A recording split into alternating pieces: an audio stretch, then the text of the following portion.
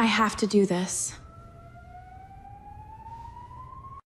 I accidentally called Matteo De Luca hot, and he walked over to my desk like I'd just signed my own death warrant. I thought I'd be fired. Instead, the mob boss offered me a fake, dangerous, temporary deal. I took it knowing it was a lie, because I needed to survive. It seemed simple, until he started protecting me, teasing me, and looking at me like I already belonged to him. When the charade comes to light, the scandal will be the least of my problems, because Matteo no longer seemed willing to pretend he could let me go. Hi, I'm Lena. A special shout out to those of you watching Book 1 for free here on the My Stories platform, completely ad-free and uninterrupted. Chapter 1. Open Mic, Closed Life. The alarm went off for the third time, when I realized the universe had decided to hate me before 8 in the morning. I tossed the blanket on the floor, stepped barefoot onto the freezing floor of the Lincoln Park apartment, and figured out, with the clarity only desperation brings, that I had exactly 22 minutes to make it alive to the 47th floor of De Luca Holdings. "You slept screaming some soap opera actor's name again," Marisol yelled from the kitchen, holding a mug like it was a trophy. "I just want to put on record that this house has standards, Chloe, and you're knocking down every single one of them." Marisol Castelli, 27, a barista at the brew line across the street from the company, my roommate since college, only went by her full name when her mother called. To me and the rest of the world, she was Marie. I didn't scream. I answered, sprinting to the bathroom, and it wasn't a soap opera actor. It was a complicated dream. It was the Italian again, wasn't it? "Marie, I swear if I miss this train, I'm reporting you to some authority I'm going to invent." The shower lasted 2 minutes. Coffee was served in a plastic cup that leaked down my elbow. The granola bar was crushed at the bottom of my purse, but crushed counts as breakfast when you earn what I earn. I left the apartment pinning my wet hair up with a pencil I'd found on the living room floor, which probably says everything about the state of my finances. The CTA train was packed in that specific Monday morning in Chicago way, where everyone looks like they're carrying their own coffin to the office. I squeezed in between a man who smelled like cheap cologne and a woman talking on the phone about a divorce loud and clear. I tried to think about spreadsheets, about quarterly balances, about anything that wasn't the Italian from the complicated dream. De Luca Holdings occupied the most arrogant towers in the loop, pale marble, tinted glass walls, security that eyed your badge like they were deciding whether you were worth killing before lunch. I crossed the lobby, chewing the last of the granola bar, greeted the doorman with my mouth full, smiled at the elevator like it could rat me out. "Morning, Bennett," said Greta from accounting in the elevator mirror. "Did you know your blouse is inside out?" I looked down. The tag waved hello to my chin. "I knew," I lied, tucking the fabric inside my blazer. "It's part of an aesthetic choice." "You're weird." "Thanks. I think so too." The executive floor welcomed me with its usual freezing silence. Nobody laughed. Nobody breathed too loud. Nobody looked anyone in the eye directly, and there was an unconfirmed theory that looking straight at the tinted glass of the CEO's office could cost you your job, your peace, and possibly a finger. I sat down at my desk, opened 3 spreadsheet tabs, slipped the headset onto my ear toe, and tried to convince my brain that Monday was just a concept. "Are you on the internal channel?" Mari popped into the call, voice low, because the brew line was right across the street, and she could spy on the company through the counter window. "I am. Has he gotten there yet?" "Mari, I swear on my miserable salary if you start this again, I'm blocking you. Did you flip your blouse right side out yet? I saw you crossing the street. How could you see from over there? I have gifts." The meeting was at 11. European investors, 3 from Italy, 2 from Switzerland, 1 Austrian with an accent so thick the translator apologized every 3 sentences.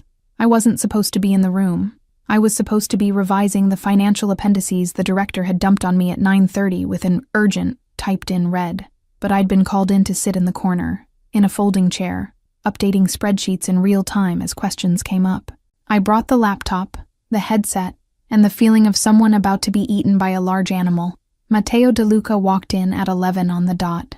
I had never seen a man silence a room just by walking through the door. He didn't say hello. He didn't smile. The jacket was black, the shirt white.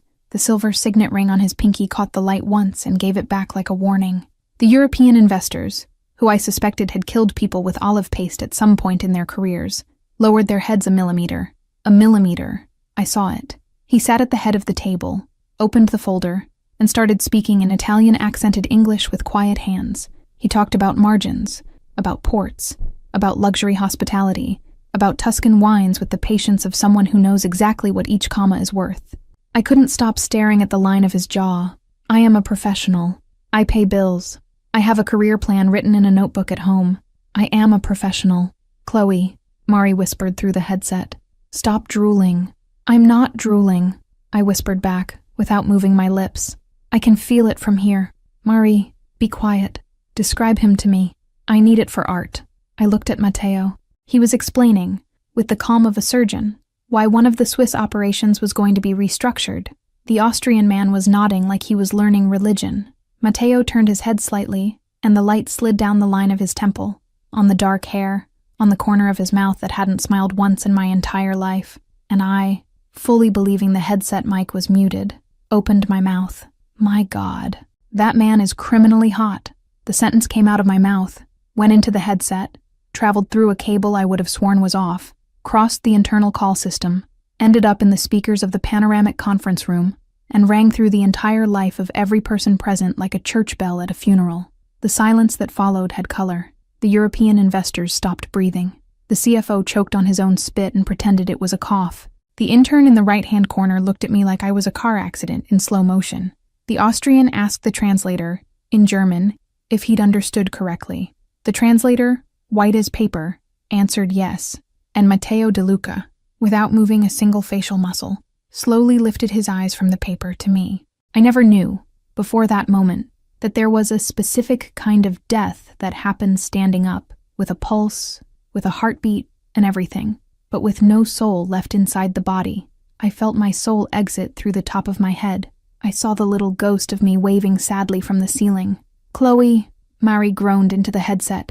Chloe, please tell me that channel was muted. Mari, I answered, without moving my lips. I'm dying. Matteo closed the folder. Slowly. Every gesture of his had the weight of something planned 10 years in advance. He pushed the chair back, stood up, and crossed the entire panoramic conference room, the length of a city block, in absolute silence. The black shoes made no sound on the pale carpet. The investors followed along with only their eyes, like people watching a tsunami arrive through the window. He stopped beside my folding desk. I kept staring at the laptop screen as if the spreadsheet might adopt me. Miss Bennett. I lifted my face, because anything else would have been cowardice, and cowardice on that floor cost more than the rent on my apartment. His eyes were dark, not black, dark in a specific way, with something underneath it I didn't have the vocabulary to name. He wasn't angry. It was worse. He was interested. Say it again. Looking at me, Matteo said, low enough that only the first 15 feet of the room could hear, loud enough that those 15 feet included the European investors, the CFO, and the panicked translator. I opened my mouth, closed it, opened it again. I'd rather be fired in silence, I answered, with the steadiest voice I could build out of whatever pride still fit in my chest. There was a pause. And then, for the first time in all the time he had existed inside that building, Matteo De Luca laughed. It wasn't a guffaw. It was a low sound, almost a breath, brief as a knife sliding through an apple, but it was a laugh, and it happened in front of me, and it was because of me. The European investors looked at each other like people watching an eclipse. The meeting continues, Matteo said, turning back toward the table. In 5 minutes. Miss Bennett, stay. The rest of the room shifted like people who'd forgotten they had bodies. Marie, in the headset, whispered, Babe, you just became an urban legend. I didn't answer because Matteo was still standing next to me, and his scent, I'm not going to describe it in detail because I am a professional, was something expensive and warm, and I, for 2 full seconds, forgot my own name. He pulled the chair away from the head of the table and, before going back to his spot, dropped his voice a millimeter and said, just to me, next time you want to talk about me on the mic, ask for permission, and he walked back to the head of the table like nothing had happened. I survived the meeting with my breath trapped behind my teeth. The investors pretended, with that delicacy only very rich Europeans have, that no sentence had been spoken. The CFO avoided my eyes with the determination of someone avoiding a virus, and Matteo, from the other end of the long table, didn't look at me again, not once. It was worse. I could feel his not looking pressed against the back of my neck. When the meeting ended, I grabbed the laptop, left the executive floor walking down the marble hallway in a single stride, got into the elevator, and rode down the 47 floors with the feeling of crossing an entire country. On the street, the Chicago wind hit my face like a slap from your mom. Mari was waiting for me at the brew line, waving a coffee in the air. "Put a shot of liquor in this," I begged. "It's 2 p.m. "Put 2. Sit. Spill. Detail by detail. I want to know if he looked at you that way I imagine he looks when—" "Mari, stop." That night, in the apartment, she turned the episode into a stage play, performed on top of the couch, with a pillow playing Matteo. I groaned under another pillow while she imitated his tone, and she imitated it very well, and I hated how much I laughed. "Say it again, looking at me," she whispered, dropping her voice 2 octaves, holding the pillow like it was a leather folder. "Chloe, this is an adult film script. I'm changing my identity. You're going to marry him. Mari. I swear to God. You'll marry him, have a kid, baptize it with an Italian name." My phone buzzed on the counter. I lifted the pillow just enough to look. It was an email from HR. I opened it slowly, like someone defusing a bomb. "Dear Ms. Bennett, we hereby inform you that the termination request processed in your name on today's date has been personally cancelled by Mr. Matteo De Luca, CEO. No administrative action will be taken regarding the incident in the 11 a.m. meeting. You remain in your position as financial assistant on the executive floor. Good night." I stared at the screen. I looked at Mari. I looked at the screen again. "What is it?" she asked, pillow still on her lap. He canceled my firing." "What firing?" "The firing I hadn't even been told about." Mari blinked. "Wait, someone asked for you to be fired? Probably the CFO?" In a panic, and Matteo canceled it. Personally, the silence of our tiny apartment was different from the silence of the 47th floor, but it had the same weight. Mari slowly lowered the pillow. "Babe," she said, serious for the first time all night. "And a man like that doesn't cancel a firing for nothing." "I know," I whispered. "You know what that means." "I know. It doesn't mean it was over. It means it had just started." And there, with the email open on the screen and Mari's joke dying in the air, I understood for the first time that I had walked, without a map and without warning, onto a floor much more dangerous than any spreadsheet could describe. End. Chapter 2. Coffees Nobody Ordered. The next morning, I walked into De Luca Holdings with the courage of a Roman soldier who knows he's going to die but plans to die well dressed. I'd spent the night rehearsing neutral expressions in the bathroom mirror. Conclusion. My face does not do neutral. My face does, I'm thinking about something wrong. I'm thinking about something very wrong. And I'm thinking exactly what you imagine I'm thinking. I sat down at my desk, turned on the computer, breathed. On top of the keyboard sat a white paper cup with a black brew line lid. I lifted the cup slowly, like raising evidence in a courtroom. Double shot, oat milk, a sprinkle of cinnamon, exactly the way I ordered it. No card, no note, no name. "Greta," I called to the accounting co-worker walking by with a stack of folders. "Did you see who left this here?" "No." "Did you see if it was a delivery guy or someone from inside?" "Bennett, yesterday you called the CEO hot on the internal mic. I'm not asking any questions for 6 weeks. For my safety." She kept walking. I drank the coffee. It was perfect. That, more than anything, scared me. The week turned into a sequence of small, elegant moves. On Wednesday, the brewline cup was waiting on my desk before 9. On Thursday, it was waiting earlier. On Friday, I got there at 8:30, and the cup was already there, still hot, like someone had timed my damn train. I tried to interrogate the brewline delivery boy at the lobby, a skinny kid in a green beanie who looked at me like a guy looking at his own end. "Orders are orders, miss." "Whose orders?" "Orders are orders, miss." "How much is this coffee costing per day?" "I'll pay. Just tell me who." "Orders are orders, miss." I went back to the elevator defeated. Going up, I caught my reflection in the mirror and saw I was smiling. That's when I understood I had already lost something important, and I probably wasn't getting it back anytime soon. Matteo showed up in the break room twice that day. The first time, I was filling a water bottle, and he came in to grab an espresso from the fancy machine no one from the administrative peasantry dared to use. He didn't look at me. He grabbed the espresso. He left. But the air pressure in the break room had changed, the way it does before a storm, and the bottle overflowed onto my hand because I'd forgotten I had a hand. The second time, he was waiting for me in the hallway. Not exactly waiting for me. He was looking at a plant in the huge corner vase, like the plant had committed a financial crime, and I happened to walk by. Miss Bennet, Mr. DeLuca, breakfast. Yes? The brew line. What about it? Is it adequate? I looked at him. He looked at the plant. Adequate, I repeated. Yes. Are you asking me if the coffee that mysteriously appears on my desk every morning is adequate? I am. And if I say no? He finally turned his eyes to me. The hallway light slanted down the line of his jaw, and I, the rigorous professional that I am, mentally filed it for later use in emergencies. I'll change the order, Matteo said. He walked off down the hallway without waiting for an answer. Mari almost dropped her phone when I told her that night. He asked if the coffee was adequate. Yes, adequate, Chloe. Yes. That man is going to kill you with pleasure and sadness at the same time. Mari, I'm just describing. On Friday, I went to lunch with 3 other co-workers at a discreet Italian restaurant 2 blocks from the company. House wine, a salad that cost my grandmother's rent, lukewarm conversation about year-end bonuses. The operations director from the hospitality division, a man named Beckett who talked too much and smelled like airport cologne, sat next to me and discovered there was an exact spot on my arm, near the elbow, where he could rest his hand to emphasize a sentence. He rested it there to emphasize the first sentence. He rested it there to emphasize the second. I pulled my arm away with all the delicacy student debt teaches, and he, on the third, rested it there again. Matteo walked past the restaurant door. It wasn't on the schedule. It didn't make sense.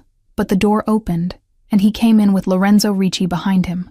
Lorenzo, the man in the black suit with the expression of a locked vault, who had been Matteo's shadow since the beginning of time. The 2 of them crossed the dining room on the way to a reserved table in the back. Matteo walked past our table, stopped, looked at Beckett's hand, still resting on my elbow. Beckett, Matteo said, low, almost friendly. Miss Bennet works for me. Beckett pulled his hand off my arm with the speed of someone pulling his hand out of a fire. Mr. DeLuca, enjoy your lunch. Matteo continued to the back table without looking back. Lorenzo, walking past, registered my face for half a second.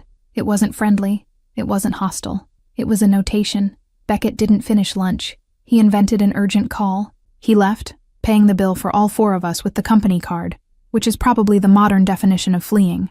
The following Monday, HR announced that Beckett had requested a transfer to the logistics division in Houston, for personal reasons. Houston, Mari repeated, in the kitchen, with a sauce spoon in her hand. He sent a guy to Houston. Mari, he didn't send him. He sent him, Chloe. Houston, Chloe, Houston. Friday night, I couldn't take it anymore. I'd had 5 brewline coffees, bumped into Matteo 3 times in 3 different parts of the company where he had no reason at all to be, and heard Greta from accounting whisper that 2 captains from the import division had been quietly removed. The company was boiling. I was boiling. I decided I was going to his office, and I was going to ask. I crossed the executive floor carrying an empty folder. The excuse was a report no one had asked for. I knocked on the tinted glass door with the knuckle of my middle finger. Come in, his voice said from the other side. I pushed the door open. Matteo's office was an extension of him. Pale marble, glass walls with a view of the entire city, a turntable on a side shelf with stacks of vinyl carefully aligned. It smelled like expensive leather and something woody I couldn't name. Matteo was standing behind his desk. No jacket, white sleeves rolled up to the elbow. And that's when I saw for the first time what the suit had been hiding. A fresh cut on his left eyebrow, a small bandage he had clearly tried to cover, and under the shirt, on his forearm, a purple mark that ran down to his wrist. I froze at the door. Miss Bennet, I brought a report. On the quarter that ended in March. That one, that was consolidated in April. Yes, and the report is necessary today, Friday night, at 7:30. Yes, I answered, and closed the door behind me because cowardice, as already mentioned, was expensive. Matteo looked at me. He didn't say anything for one long second. He walked to the desk, rested his fingertips on the edge, and the low light of the office slid down the bandage on his eyebrow like it was trying to offend me personally. Ask, he said. What? The question? You came to ask? I swallowed dry. The coffees. What about them? They're yours. They are. Why? He leaned forward a little over the desk. His shirt stretched at the shoulder, and I saw the mark climb up the bicep. He didn't pretend it wasn't there. Because I wanted to. That's not an answer.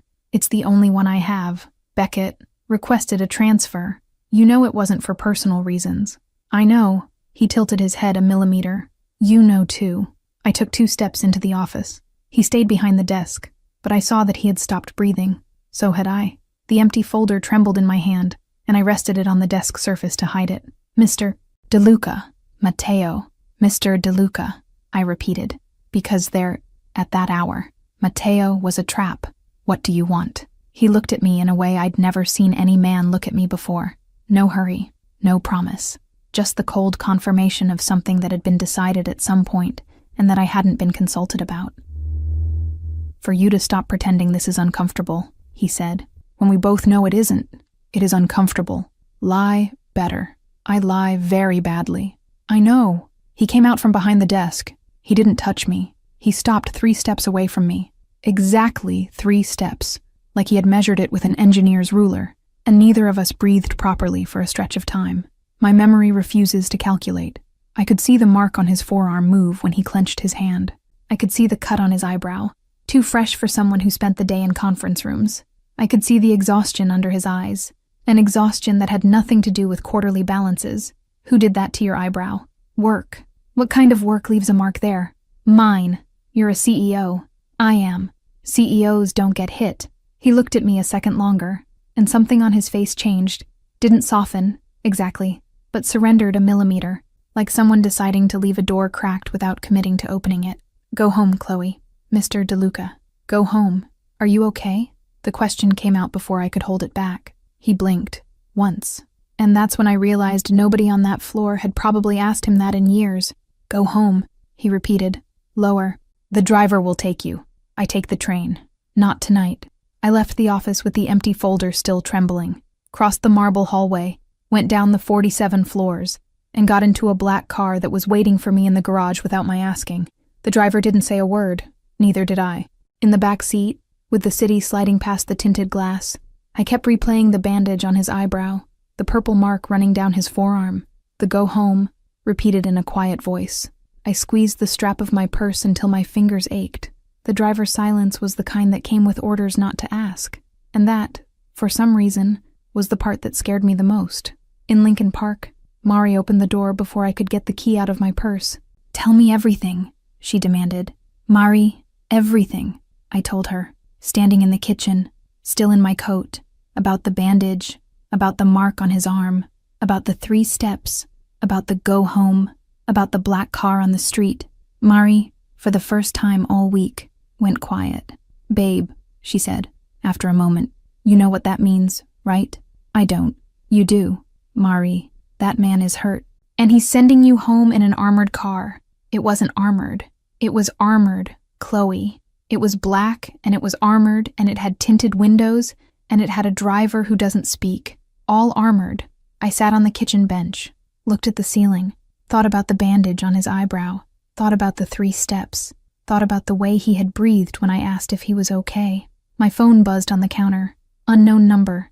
Mari wants to drag you to the gallery tomorrow. Go. I'll be there. Mari read it over my shoulder. He has your number? He's my boss. He has your personal number. He's my boss. Mari, how did he know I wanted to drag you to the gallery tomorrow?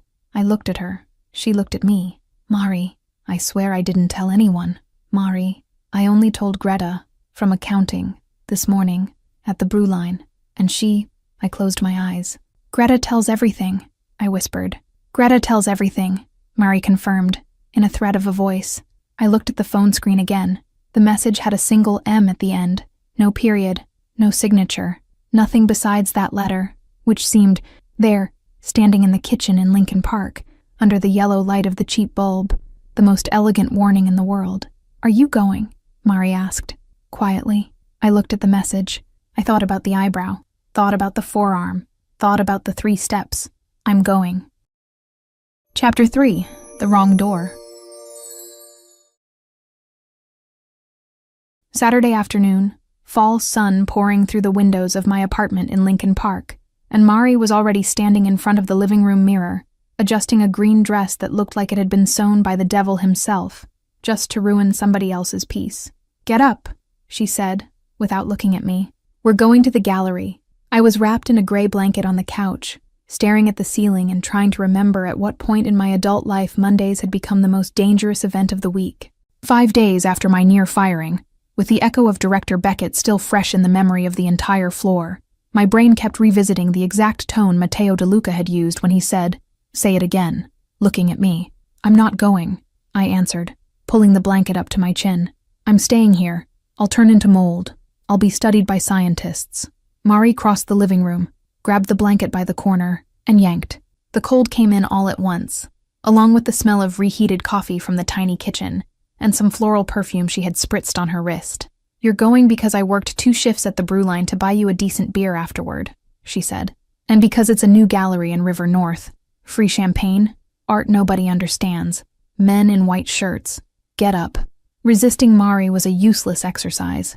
20 minutes later, I was in the passenger seat of her car, hair half dry, lipstick poorly applied, a short black dress she'd shoved into my hands without accepting any argument. The gallery was on a quiet side street behind Hubbard, a gray brick facade, a tinted glass door with no sign, just the number 1147 etched into the metal. Mari parked and looked at me with that smile that usually precedes regret. "You know what I love about this place," she said. "And nobody here asks what you do for a living." We went in. The main hall was a long corridor of white walls, pale marble floor, discreet security standing in the corners like sculptures. Waiters circulated with silver trays. People talked in voices too low to be comfortable. I grabbed a glass of champagne just to have something to hold. Mari disappeared around the first corner, dragged off by some acquaintance, and I stood in front of an enormous canvas of black paint on black paint, trying to figure out if it was art or just expensive sloppiness.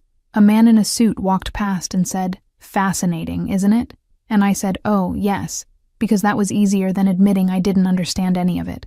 That's when I noticed, above the side door, discreetly etched into the frame, a crowned lion holding an olive branch, the same crest as De Luca Holdings.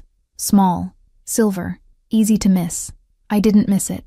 The champagne turned bitter in my mouth. "Mari," I called quietly, craning my neck. She had vanished between 2 gray-haired men near the next wall. It was fine. It was fine. Maybe it was a coincidence.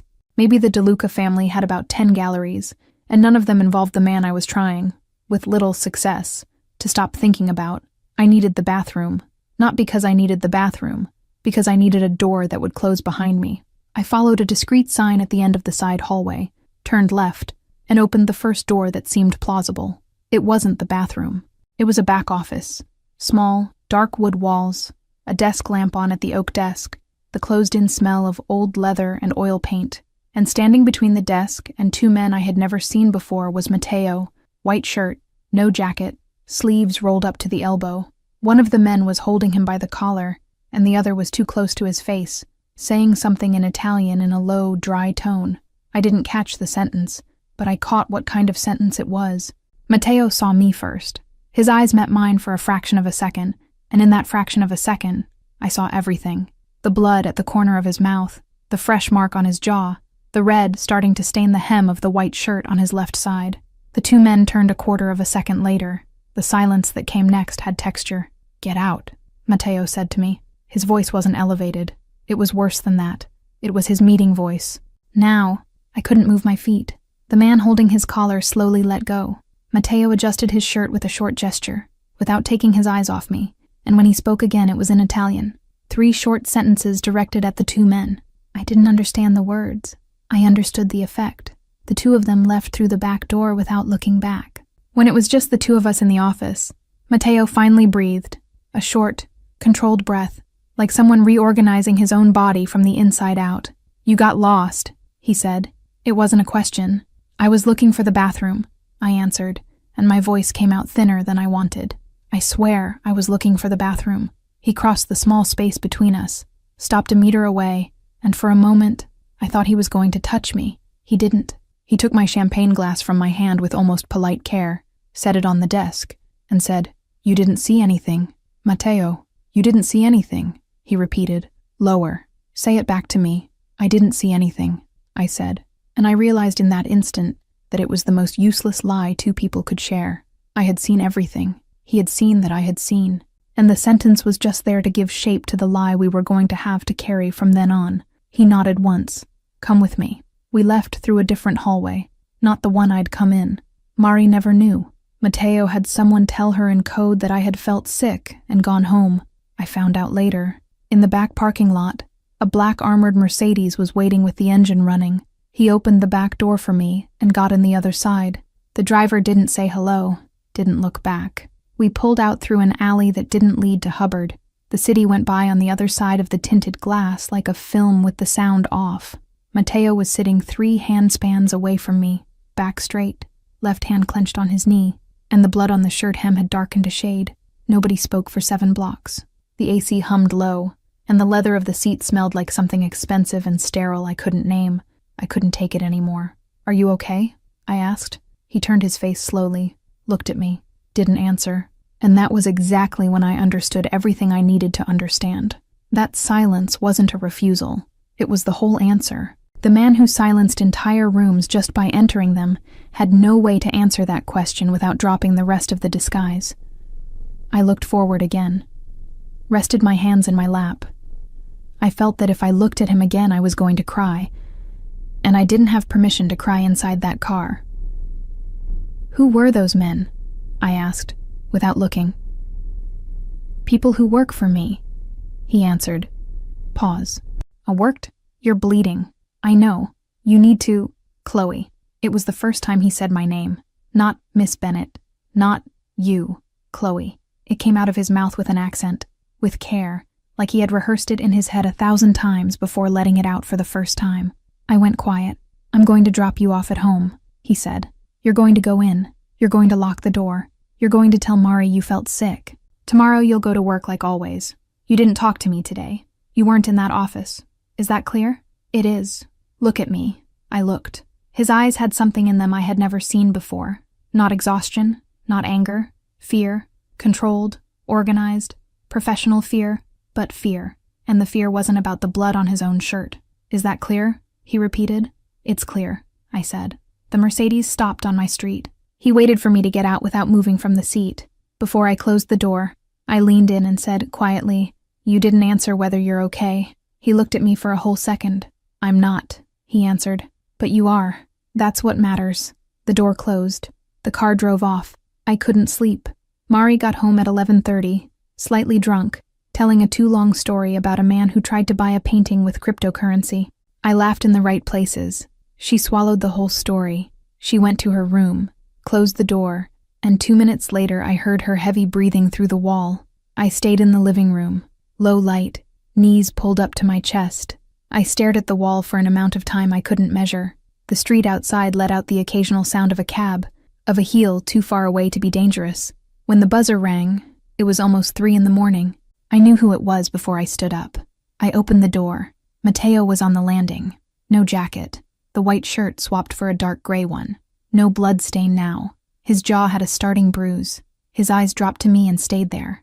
"I came to see," he said, low, like the sentence was explanation enough. "If you were okay, we just saw each other." "I know." I opened the door wider. He came in. He looked around the small living room once, taking everything in with one glance. The pillow fallen on the floor, the low lamplight, Marie's closed bedroom door, the cold cup of tea forgotten on the side table. He stood. He didn't sit. I stood too because it felt wrong to offer the couch to a man like that at that hour. "I couldn't sleep," he said. "I thought if I saw with my own eyes, I'd be able to—" "Sit," I said. He didn't sit. He leaned his hips against the back of the couch, hands in his pants pockets, shoulders lower than I'd ever seen them. The first layer fell there, standing in my tiny living room, with Mari snoring through the wall. "Are those men going to come looking for you?" I asked. "No," he said. "Those men aren't going to come looking for anyone else." I swallowed dry. I was supposed to be scared. I wasn't. I was sorry for him. It was a flaw of character on my part. I recognized it right there, and still it was what I felt. "You don't sleep much," I said. "I sleep enough." "Lie." He almost smiled. Almost. It was a movement at the corner of his mouth that lasted half a second and undid so quickly I doubted I'd seen it. "Lie," he agreed. We stayed quiet. It wasn't absolute silence. It was the silence of Marie snoring, of the old fridge humming, of the city outside breathing. He hated absolute silence. I didn't know that yet, but I was going to find out soon. That early morning, That kind of silence worked. "I need to go," he said, after a while. "You need to sleep." "Okay. Chloe." "Yeah, thank you." I didn't ask for what. He didn't explain. He left through the door with the same care he had entered with, and I stood there looking at the wall where he had leaned for 10 minutes, thinking somehow that was going to leave a mark on it. Monday morning, I walked into DeLuca Holdings with my hair done, my suit pressed, and my head running on 3 frequencies at the same time. I sat down at my desk, turned on the computer, breathed. I hadn't even opened the first spreadsheet when I caught the perfume. Sweet, expensive, painfully sophisticated, with an undercurrent of jasmine that seemed chosen to leave a mark in the air. I slowly raised my face. Vanessa DeLuca was standing at the side of my desk. I had never seen her this close. Matteo's cousin, director of strategic relations at the Holdings, the only woman on the executive floor whose name everyone whispered carefully when she walked by. She was taller up close than she looked from a distance. Dark hair pinned low, pearl earrings, the smile of a person who knew exactly how her smile worked. "Chloe, darling," she said, and her voice was sweet in a way that hurt your teeth. "Pop by my office in a minute, would you? I need to ask you a silly little thing." And for the first time since I had set foot on that floor, with an open mic, a cancelled firing, and 3 of the strangest early mornings of my life behind me, I felt a chill on the back of my neck. Chapter 4. What Happens in Warehouses.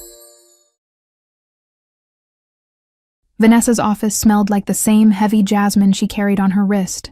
Blinds half open, a white desk without a single paper on it, a single gold pen aligned along the edge, like every object in there was waiting for orders to exist.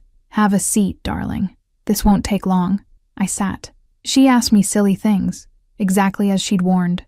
A closing spreadsheet, an expense report I hadn't even seen, the method I used to cross-reference port entries. She smiled through every question. She looked into my eyes during every answer. She wrote nothing down on any piece of paper. On the 9th question, she tilted her head. "Bennett, are you really from Chicago?" "I am." "Big family?" "Small. How nice to have a hometown girl on the floor," she said, smiling. "We tend to trust each other more, don't we?" 11 minutes. I left the office with the clear feeling that I had been weighed, measured, and filed away, and that nothing she'd asked had anything to do with what she actually wanted to know. The surname hung in the air like a question she hadn't finished asking. I didn't tell Matteo. I thought it was nonsense. I thought it was paranoia. I thought life was going to, finally, calm down a little. That was the exact moment life decided not to. Wednesday night, Oliveto, a small Italian restaurant in the Loop, with a discreet facade and warm yellow light. Matteo had had the restaurant closed. It wasn't a power move. It was practicality, he explained, sitting at the single table set in the middle of the room, that he preferred we talked without the noise. I pretended that was normal. The tablecloth was white, pressed, with firm creases at the folds. The glasses were tall and light. A vinyl record was playing quietly in a corner, and I recognized the voice just from the rough timbre. "Chet Baker. You like it?" he said, without asking. "I recognize it. Different. I collect," he said, leaning his back against the chair. "Old records, jazz, mostly. There's a room in my house that's just shelves, and nothing digital. Nothing digital. I don't like the cleanness of digital sound. It needs to crackle a little." I laughed. He looked at me and held back a half smile. "What?" he asked. "Nothing. You're less mysterious when you talk about music." "Good," he said, spinning the stem of the glass between his fingers. "I hate absolute silence. I need noise around me. Record, conversation, anything. I sing in the kitchen," I said, before thinking, to fill silence. Really badly. He tilted his head a fraction of a degree. That was his version of, explain. "Seriously," I went on. I sing off-key in a way that's offensive." "What song?" "Don't ask that." "What song?" "Matteo." "Chloe." I sighed, looked at the low yellow stucco ceiling. I said the name of an early 2000s pop song I shouldn't even admit I know the lyrics to. Matteo closed his eyes for 2 whole seconds. When he opened them, he was smiling for real for the first time all night. Small, contained, but his. "I still want to hear it," he said. "You're crazy." I already suspected. The food arrived. I don't remember what I ordered. I remember he made me laugh 3 times between the appetizer and the main course, and that at some point between the second and third, I realized I was leaning forward on the table, propped up on my elbows, and he was in the same position on the other side, and the white tablecloth between us had shrunk in a way that didn't make physical sense. It was the best night I'd had in 3 years. It was exactly why it didn't last. We left through the back door of Oliveto, because Matteo's car was in the alley behind. I went in front, him 2 steps behind, a light hand at my waist with no weight, just guiding. The night was cold, with that damp smell of freshly washed asphalt. The alley had a single lit street lamp way at the end. It all happened in 3 seconds. A silver van stopped in the middle of the alley. The side door opened. 2 hooded men jumped out. I didn't even hear Matteo's voice. I only felt his arm trying to shove me back. At the same time, a strange hand grabbed my elbow and yanked me into the vehicle. I screamed. I think I screamed. The mouth of the second man closed over mine with a cloth that tasted like dry fabric and dust.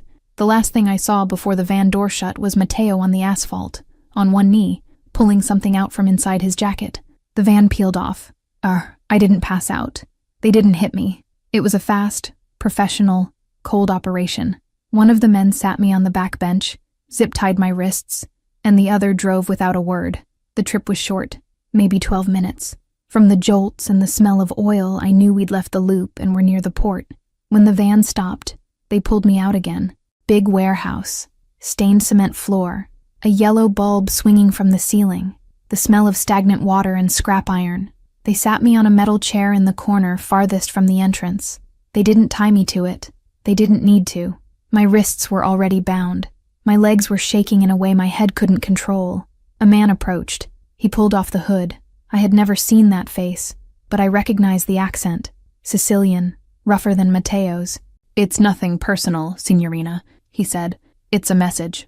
"Carmine," another man said from across the warehouse, in a warning tone. "Moretti didn't send you to talk. Carmine Moretti." I memorized the full name without meaning to. The surname I had already heard in some hallway conversation at the company. One of the families nobody on the executive floor said out loud. "You stay there," he told me. 30 minutes. No more. And then your boss comes to get you. I wanted to say something funny. I always want to say something funny. But the only thing that came out of my mouth was, "He's going to kill you." Carmine looked at me, not with anger, with something worse, with the calm of someone who knew I was right, and that was part of the message. "I know, signorina," he said. "That's the point."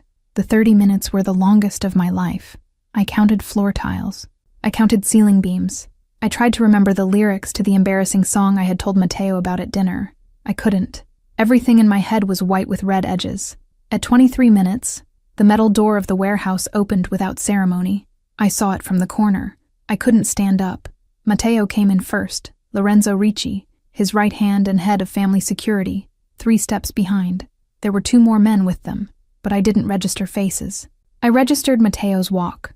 No rush, no run, jacket buttoned, shoulders lower than I'd ever seen them.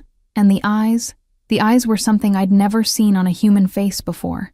Carmine turned to him and tried to open his mouth. "Don De Luca, it's just a message. There's no..." Matteo said 3 sentences in Italian. Short, paced. I didn't understand the words. I understood the temperature. Lorenzo moved first. Carmine moved after. I closed my eyes before I saw everything. I didn't close them in time not to hear. A short thud. A scream that started and didn't finish. The specific sound of metal meeting bone, which I had never heard before, and which was going to stay with me for the rest of my life.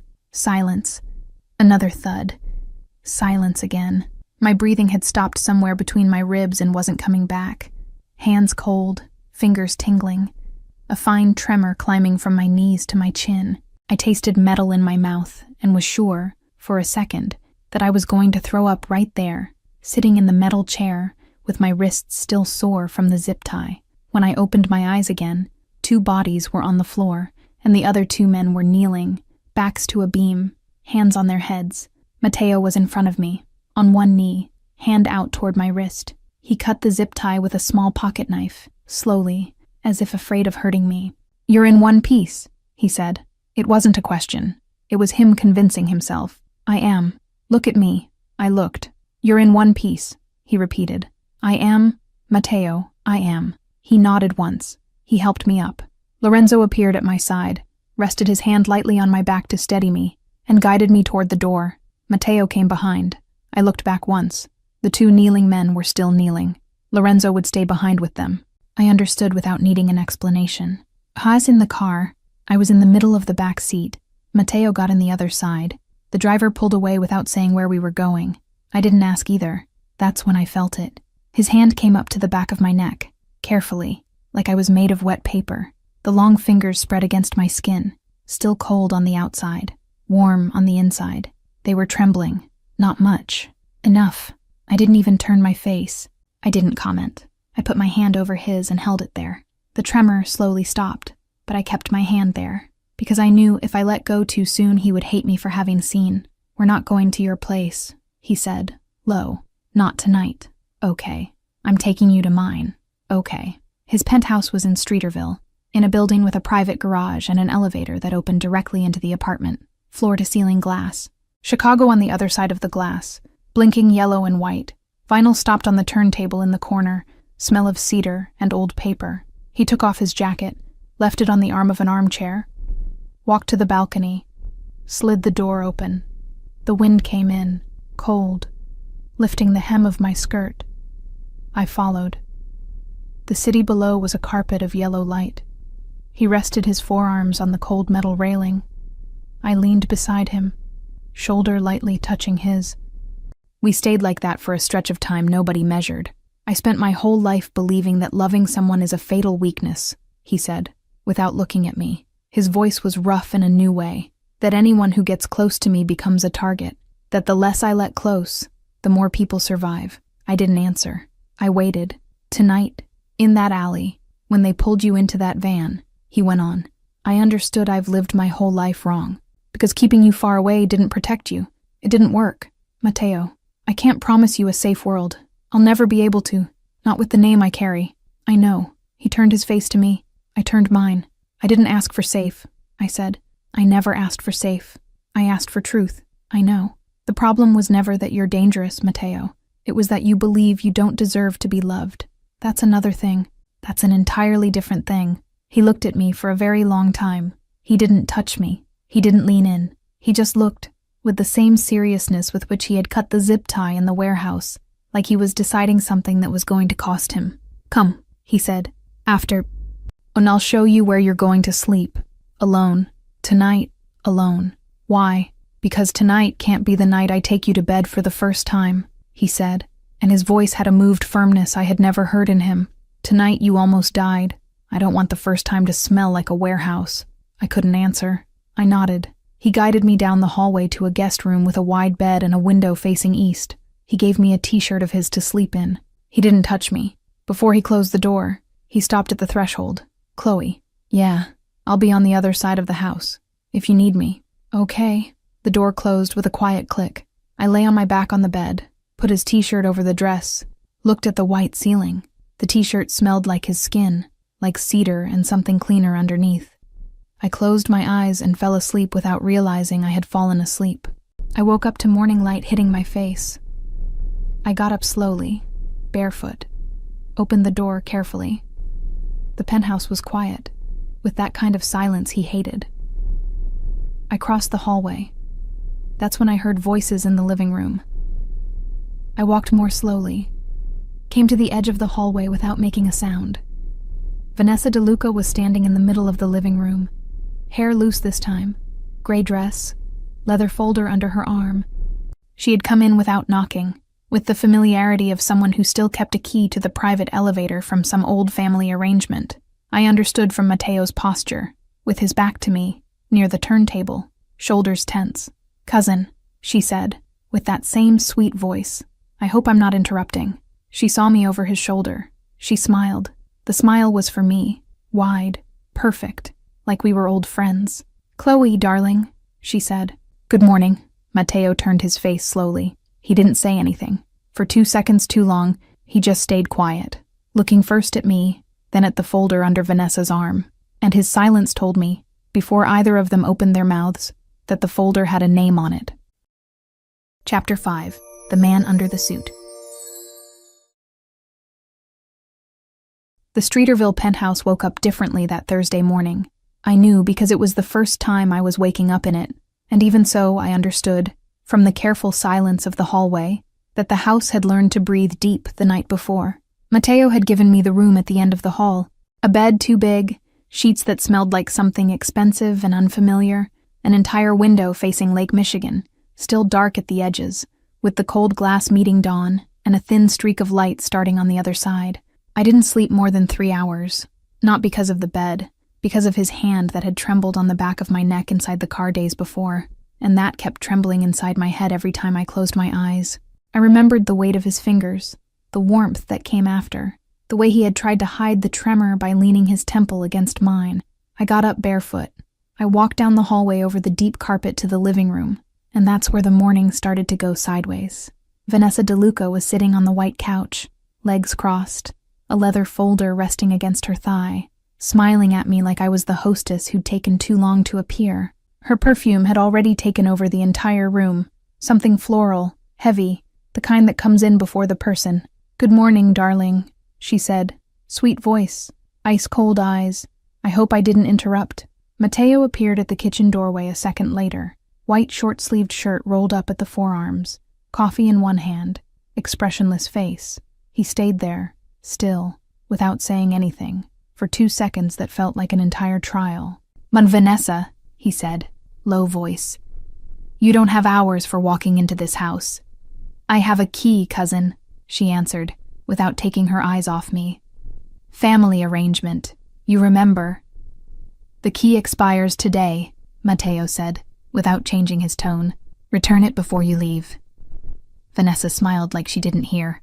I swallowed the embarrassment of being in socks, no bra under the t-shirt of his they'd given me, in the middle of a conversation that clearly didn't include me. Vanessa extended her hand to me like she was greeting a client.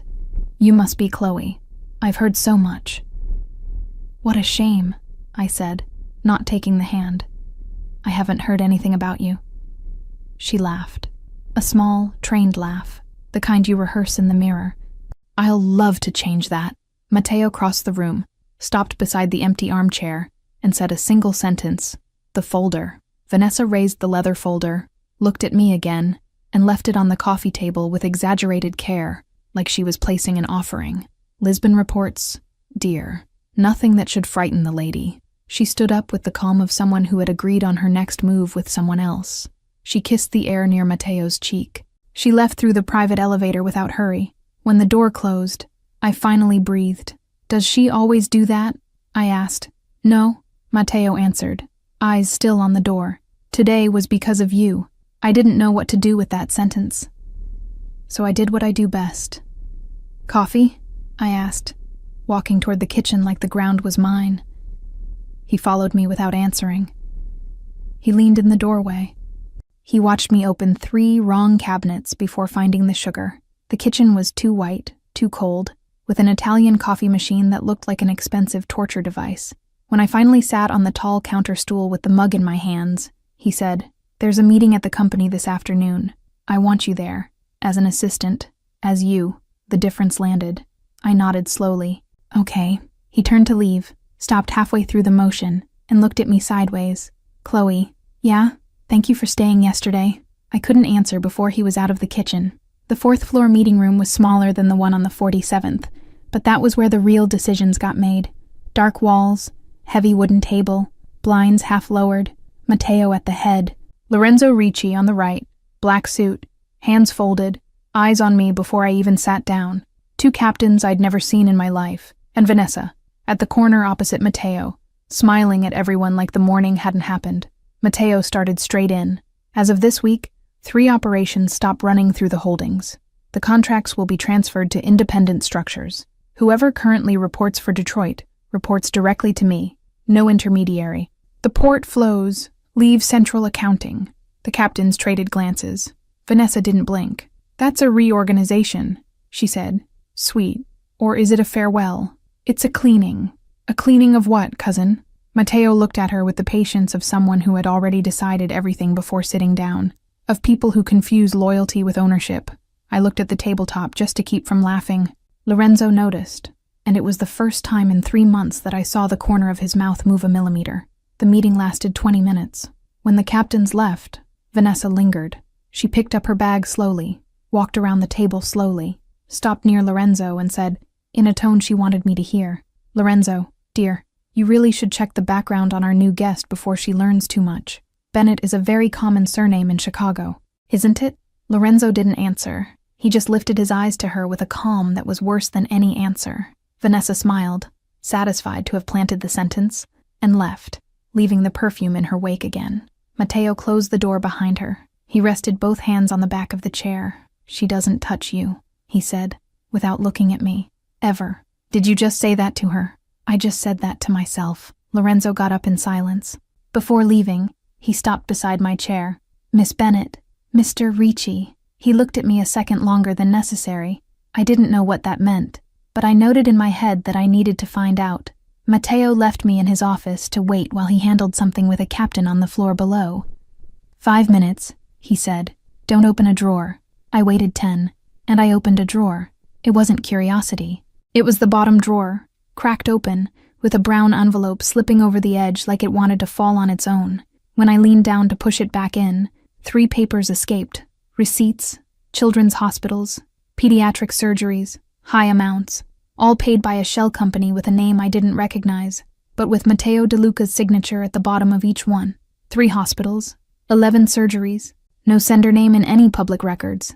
I knew that, because I knew the holding's philanthropy reports by heart. I sat on the floor of the office with the papers in my lap and cried.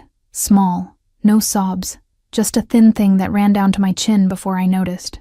The carpet smelled like cedar and like something I only felt near him. When he came back, I had already put everything back in the envelope, and the envelope back on the desk, but I hadn't properly wiped my face. He stopped at the door, looked at me, looked at the desk, looked at me again. "You opened a drawer," he said. "I sat on the floor," I answered. "Why?" I shrugged. "Because the first time I really saw you, you were bleeding on the white shirt of a gallery.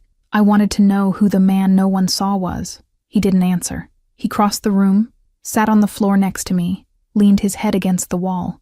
I felt his knee touch mine. Light, a warm weight that stayed there.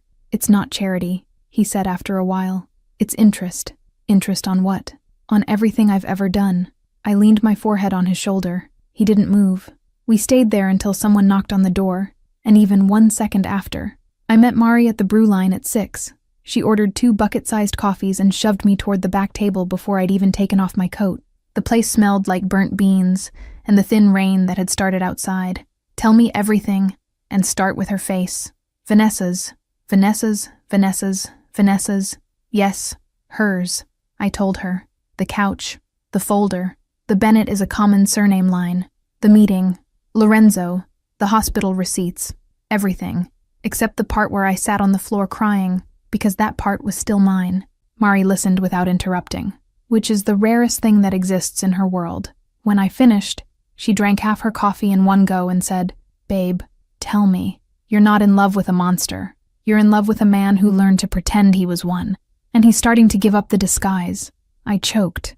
"That's truck bumper sticker stuff. That's the truth, Chloe. Look at me. You never cried for any boss. You cried for the guy in the receipts." I looked at her. "And what do I do with that?"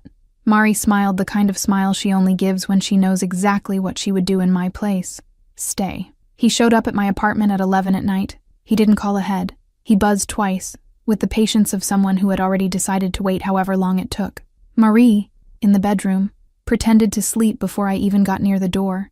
Mateo came in a dark jacket, no tie, hair a little messy from the Chicago wind. He brought the cold of the street with him, and a smell of rain that stayed in the hallway. He looked around like he was seeing my kitchen for the first time, and he was. The sink, with the dinner dishes, the crooked magnet on the fridge, the tea towel with coffee stains I'd been swearing to wash for 3 weeks, the yellow bulb that gave it all the air of an old film. "It's small," I said, defensive. "It's yours." He walked to the counter, rested his palm on the granite behind me, without touching me, and stayed there a second longer than necessary. 3 steps became half a step.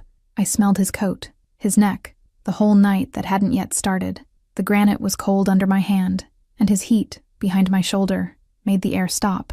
"I bought a house," he said. I looked up. "A house in Lake Geneva, Wisconsin.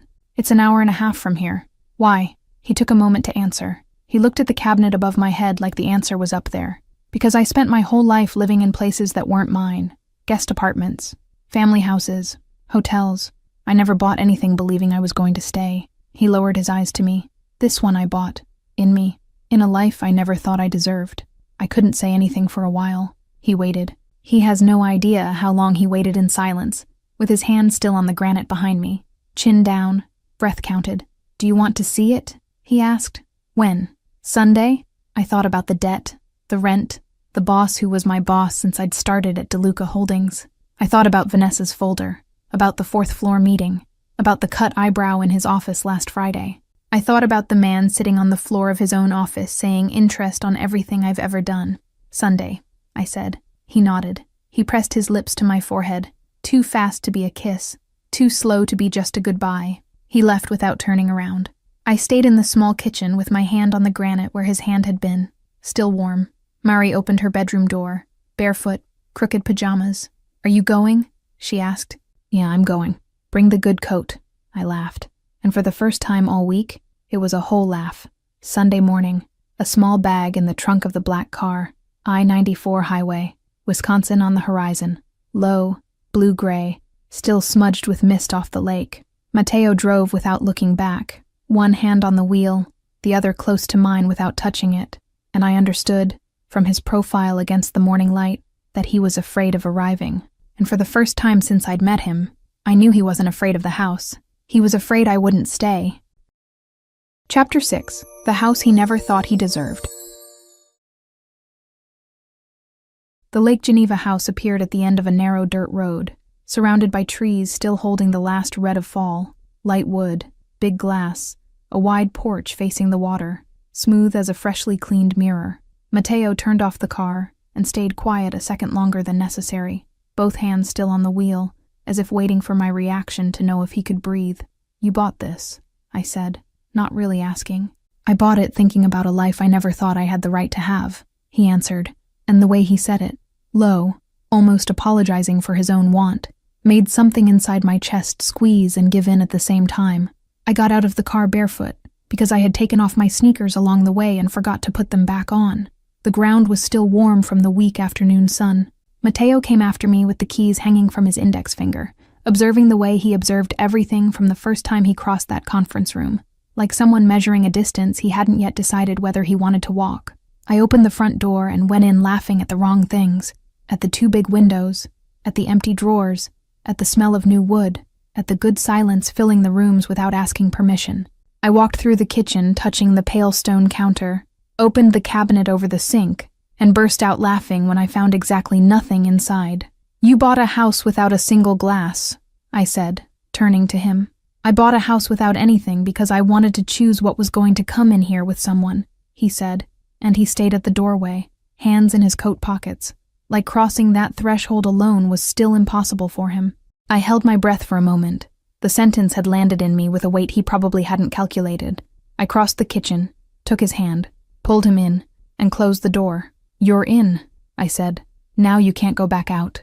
Mateo let out a small laugh, one of the ones only I know, one of the ones nobody at that company would imagine existed on his face. He squeezed my hand, brought it to his mouth, and pressed his lips to my fingertips without saying anything. We walked through the house together for the first time. He pointed at the place where he wanted to put a turntable. I pointed at the corner, where a ridiculous armchair I'd always wanted would fit. He pointed at the glass wall of the bedroom, facing the lake. I pointed at the chandelier he never would have picked on his own.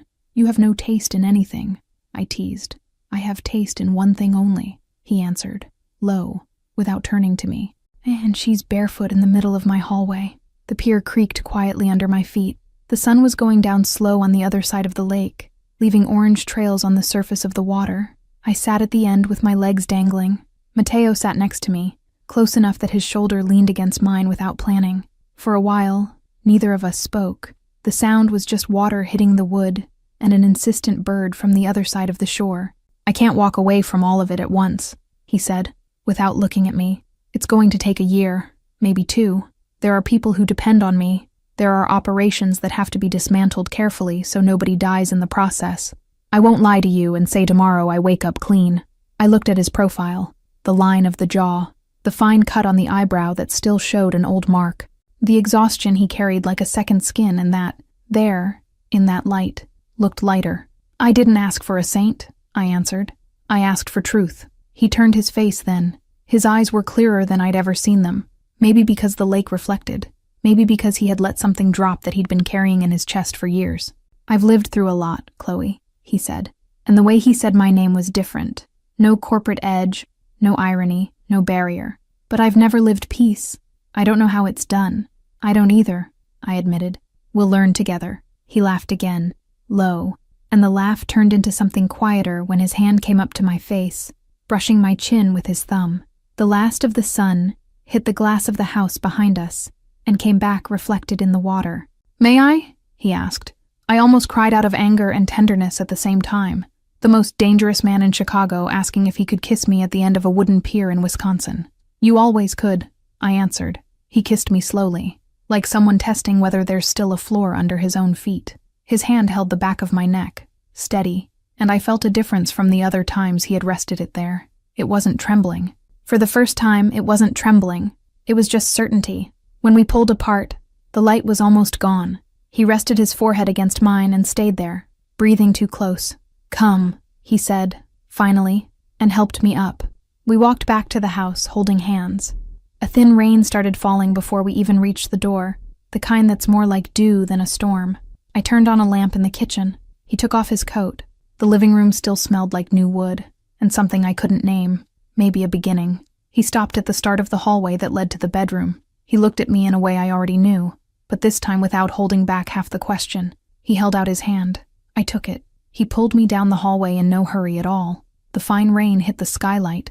The bedroom door pressed shut behind us, soft, as if the whole house had agreed to respect that silence. I woke up with sun on my face and the smell of coffee. I got up without making noise, fixed his shirt I'd put on to sleep in the night before, and went downstairs barefoot over the new wood stairs. Mateo was in the kitchen, his back to me, dark pajama pants, broad shoulders against the morning light coming through the glass wall. He had put music on quietly from somewhere. Jazz, obviously, the kind of records he collects like little religions. Good morning," I said, leaning in the doorway. He turned. He looked at me like I was something he was still learning to believe in. He pushed a mug toward me without asking how I took it, because he already knew, and the fact that he already knew knocked me down in a way no word could have. "Good morning," he answered, voice rough from sleep. I sat on the counter. He stood across from me, with his own mug, watching. Under the marble, his bare foot found mine and stayed there, leaning against mine, like saving a spot for the rest of my life. "We need to buy a glass," I said, trying to hold back a smile. "We need to buy everything," he answered. "I don't even know where the sugar is." I got up to look for it. I opened the wrong cabinet. I opened the second wrong cabinet. He watched from across the counter, biting the corner of his mouth to keep from laughing. And when I finally gave up and turned around, he pointed at the third cabinet with his chin. "You're terrible at finding things," he said. "And you're terrible at helping," I shot back. "I'm great at helping," he said, setting his mug aside and crossing the kitchen. "Just not when you make that face." He pinned me between his body and the counter. No force at all, just presence. He pressed his forehead to mine. The fine rain from the night had stopped at some point neither of us had noticed. "And what if I want forever?" I asked, quietly, because inside that kitchen it still seemed possible to say absurd things out loud. He smiled, the same small, rare, lethal smile he'd let out for the first time in the conference room, on the day I should have been fired. "Then it's forever," he answered, "and I don't know how to do halfway with you." The rest of the day went by slow in a way I didn't know existed anymore. He fried eggs. I burned the toast. We ate sitting on the living room floor because we still didn't have a table. He showed me the part of the house where he wanted to put a shelf for the records. I sketched on a napkin where my ridiculous armchair would fit. He laughed at the armchair. I laughed at his taste. Afternoon slipped into evening almost without warning. We ate leftovers. He turned on the temporary turntable he had brought in the trunk. I danced barefoot in the empty living room. At some point, he pulled me by the waist and we stood there, just swaying without rhythm, like the music was an excuse. "You sing terribly," he murmured, too close to my ear. "I know," I answered. "Don't stop," he asked. I didn't stop. I woke up in the middle of the night with his side of the bed empty. I wasn't afraid. It was a new kind of not afraid, still under construction. I sat on the edge of the mattress, fixed his shirt that was still on me, and went down to the kitchen barefoot, feeling the cold floor. I found Mateo standing, leaning against the counter, holding an empty mug, looking at the glass wall. The house was dark, only a small light on over the sink. He didn't hear me come in, or he heard and pretended not to, so I could see him like that for a second longer. The man who silenced rooms, the man no one dared to face on the most dangerous floor in Chicago, the man who had walked into a warehouse and come out with a trembling hand. He was there, standing in the dark kitchen of the lake house, looking out at the darkness as if he still didn't believe he had permission to be inside it. I crossed the cold floor barefoot. I leaned my body against his back and slid my arm around his waist, my cheek between his shoulders. He exhaled slowly, like he'd been waiting his whole life for that. "Do you ever sleep?" I whispered. "I'm learning," he answered. We stayed there for a while, without speaking again. His hand found mine on his waist and stayed there. His heart beat steady against my cheek. Calm. For the first time, calm. I looked out the window while he breathed.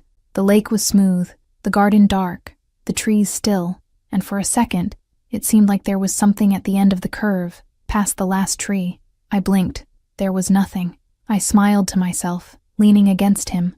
The silence of the lake was so good you could invent things in it. I tightened the hug. He turned his face, kissed my forehead, held my waist with his free hand, and pulled me to stand in front of him. "What are you thinking about?" he asked, quietly. I looked at him. The small light from the sink drew half of his face. The other half stayed in the dark, the way it always had been, but the half I could see was at peace. "I'm thinking that Monday shouldn't be as bad as I always thought it was," I answered. He smiled. "Small, rare, lethal. Tomorrow is Monday," he reminded me. "I know," I said. For the first time, I'm not afraid of it." He pulled me by the waist, rested his forehead against mine, and stayed there, breathing together. The record he had put on before bed was still spinning in silence on the other side of the room. No needle, no sound, just turning like it also had no rush to end. And it was like that, with the cold floor under my feet and his hand steady on my back, that I understood peace doesn't arrive with fireworks. It arrives like this, barefoot, in the kitchen, at 3 a.m, in the shape of a man who learned how to stay. Outside, the lake stayed smooth,